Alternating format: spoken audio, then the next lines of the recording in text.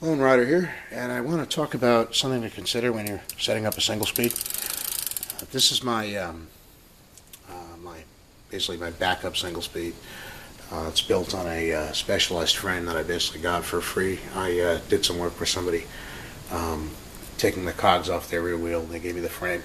Well, they gave me the whole bike, but it had crap parts on it, so I kind of just rebuilt it as a single speed. My main one, of course, is the Airborne Liberator. But this is like the second one. And what I wanted to talk about in particular is chain tensioners. Now, if you have a frame that's designed from the ground up to be a single-speed frame, or you have a hub with an eccentric rear wheel, a rear wheel with an eccentric hub, you don't really need one of these.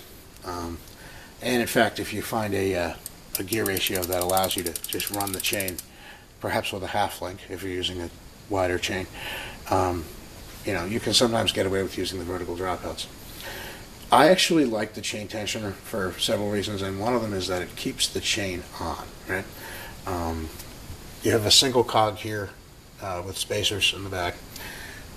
You have your single cog in the front, and you can usually get a pretty decent chain line that way, but every once in a while I'll find it under load, going over bumps. The chain has a tendency to catch, almost as if it's going to come off. And I found that in the past, riding other single speeds that didn't have chain tensioners, riding single speed specific frames, my Surly 1x1, etc. I've never actually really had the chain come off on a single speed setup like this with a chain tensioner when it's properly set up.